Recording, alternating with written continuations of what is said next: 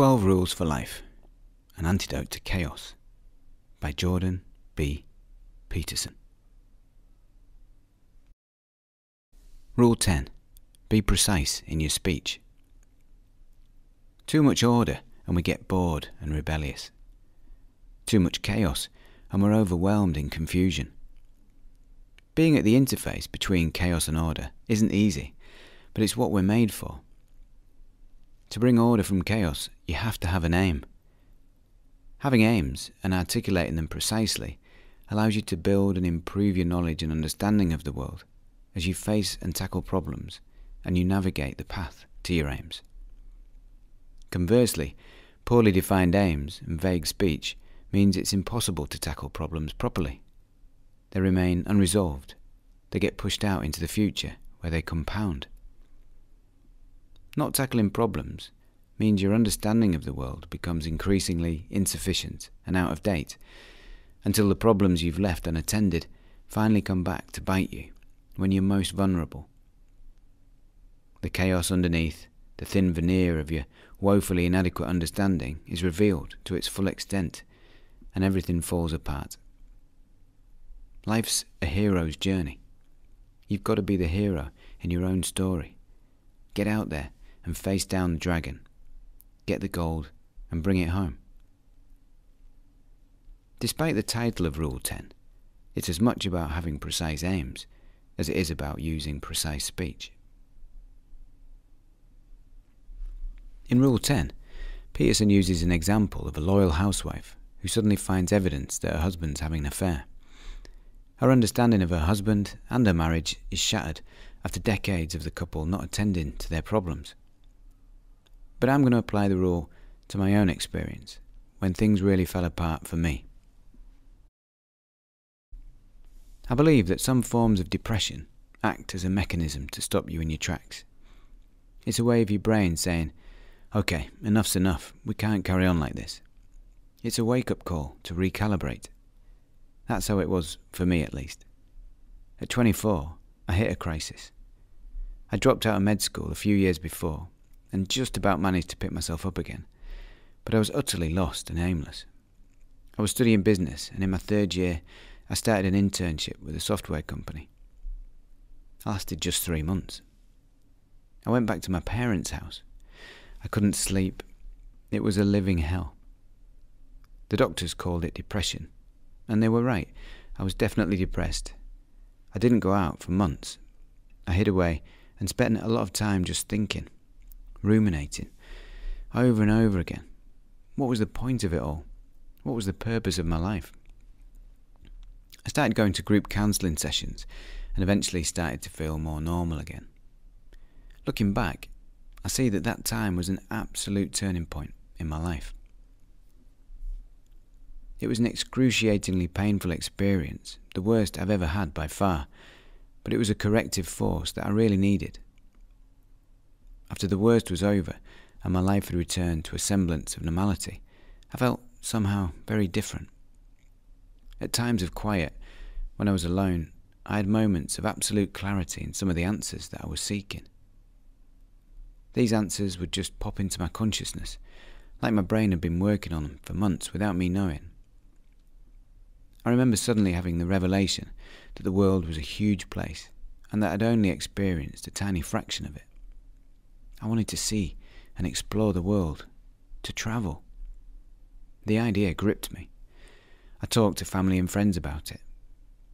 During my final year at university, I heard that my friend's sister was teaching English abroad. That was it. A year and a half later, I went to Poland to teach English. Living abroad has given my life meaning and purpose, which has only become stronger over the years. I'm happily married to a wonderful Japanese woman with 2 beautiful sons. I'm so glad that I managed to clarify my aims to myself and others, and that I worked to turn these ideas into a reality. So how about you? Is your model of reality inaccurate? If things fall apart, it usually means that your model of the world is insufficient. If your girlfriend finishes with you and you didn't expect it, then that could mean all sorts of things, and none of them particularly pleasant. Or if you lose your job unexpectedly. Maybe you're not as competent as you thought you were.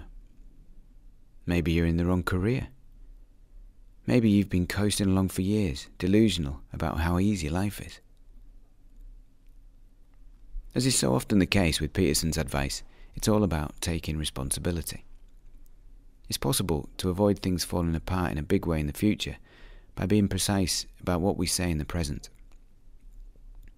If you encounter a problem, you've basically got two options: ignore it or face it. Of course, Peterson says you should face the problem.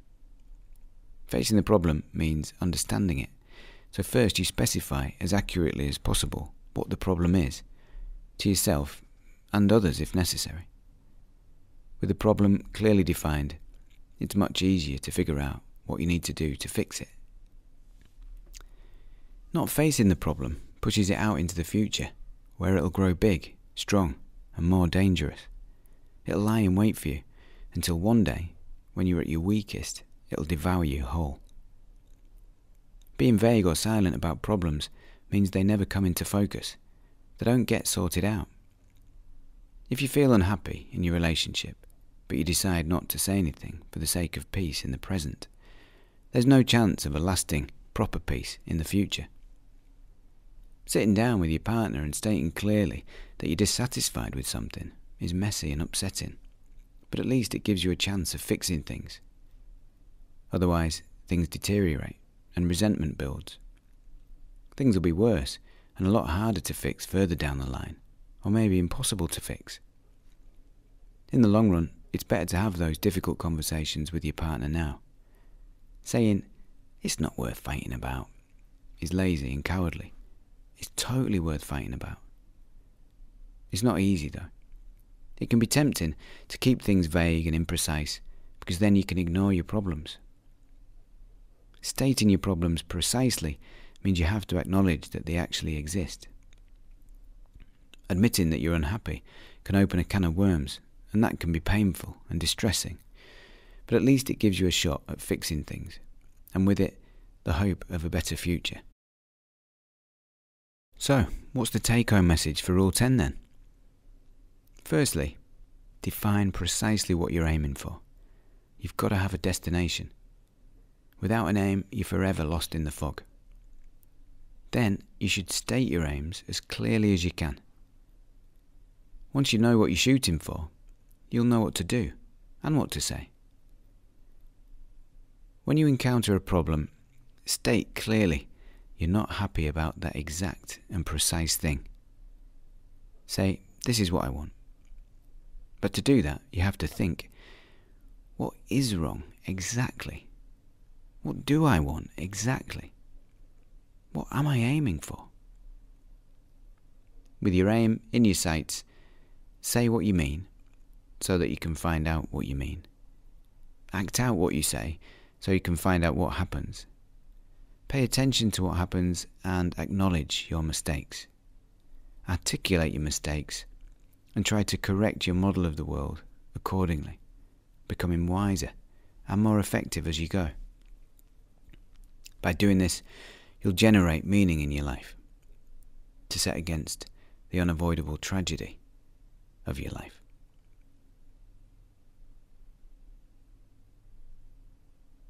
I hope you enjoyed this video. Please be sure to subscribe for upcoming videos. Thanks for watching.